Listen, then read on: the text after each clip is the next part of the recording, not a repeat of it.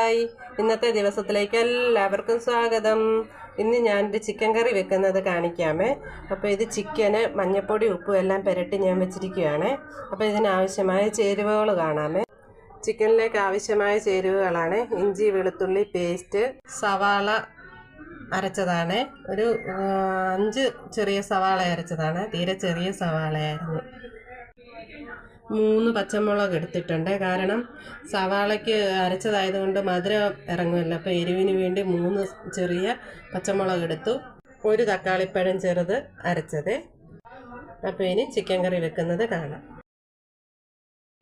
അപ്പോൾ ചട്ടി അടുപ്പ് വെച്ച് ചൂടായി വന്നിട്ടുണ്ട്. ഇനി എണ്ണ ഒഴിച്ചു കൊടുക്കാവേ. വെളിച്ചെണ്ണയാണ് ഒഴിച്ചു കൊടുക്കുന്നത്. ഇനി എണ്ണ ചൂടായിട്ട് നമുക്ക് കടുകിട്ട് കൊടുക്കാം. എണ്ണ ചൂടായി വന്നിട്ടുണ്ട്. അപ്പം നമുക്ക് കടുകിട്ട് കൊടുക്കാം. അപ്പം നമുക്കിതിലേക്ക് ആവശ്യമുള്ള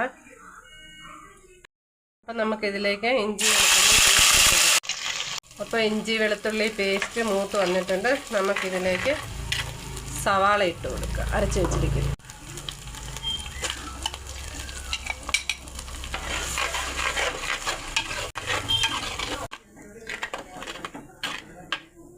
അപ്പോൾ ഈ സവാള നന്നായിട്ട് ചുമന്ന് വരട്ടെ. പേസ്റ്റ് വരെ നമുക്ക് ഇളക്കി കൊടുക്കാം.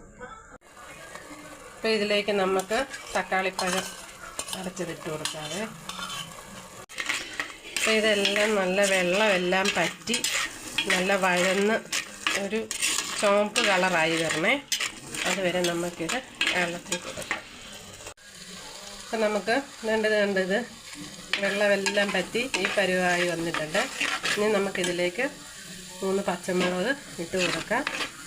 ആവശ്യത്തിന് കറിവേപ്പില.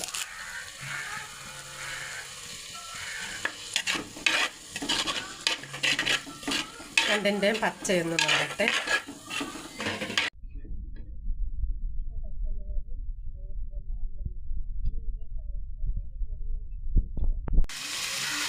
കുറച്ച് മഞ്ഞൾപ്പൊടി ഇട്ട് കൊടുക്കാം.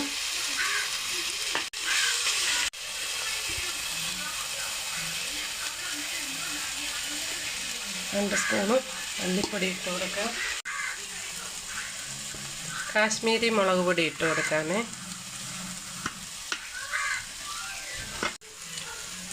ഇതിലേക്ക് ആവശ്യമായ ചിക്കൻ മസാല ഇട്ട് കൊടുക്കാം. ഇതിലേക്ക് ഞാനിപ്പോൾ 4 സ്പൂൺ ചിക്കൻ മസാല ഇട്ട് കൊടുത്തിട്ടുണ്ട്.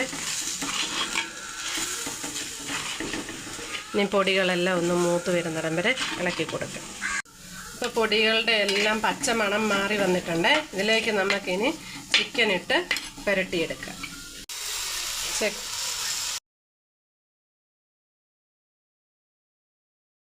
ചിക്കൻ ഇട്ട് തീ കുറച്ചിട്ട് നമുക്ക് അരപ്പും ചിക്കനും കൂടെ ഒന്ന് യോജിപ്പിച്ചെടുക്കാം.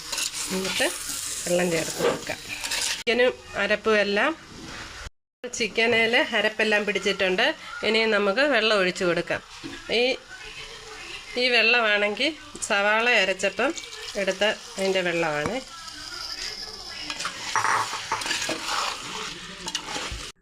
ഇപ്പോൾ വെള്ളമെല്ലാം ഒഴിച്ച് നമ്മൾ വെച്ചിട്ടുണ്ട്. ഒരു തിള വന്നു കഴിയുമ്പം ഉപ്പൊക്കെ ആവശ്യത്തിനുണ്ടോ എന്ന് നോക്കി, ഇല്ലെങ്കിൽ ഇട്ട് കൊടുത്ത് വേവിച്ച് നമുക്ക് എടുക്കാം. പിന്നെ ഇത് റൈസിന് നമ്മളുണ്ടാക്കുന്ന ചിക്കൻ തന്നെ, അന്നേരം ചിക്കൻ വറക്കും. ഇത് ഞാൻ വറുത്തിട്ടില്ല എന്നുള്ള വ്യത്യാസമേ ഉള്ളൂ കേട്ടോ.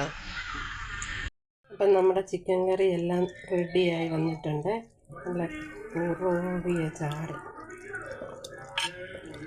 അടിപൊളിയായി വന്നിട്ടുണ്ട് കേട്ടോ. അപ്പോൾ ഇന്നത്തെ വീഡിയോ ഇത്രയേ ഉള്ളൂ. എല്ലാവരും ഇഷ്ടപ്പെട്ടാൽ ലൈക്ക് ചെയ്യുക, ഷെയർ ചെയ്യുക, സബ്സ്ക്രൈബ്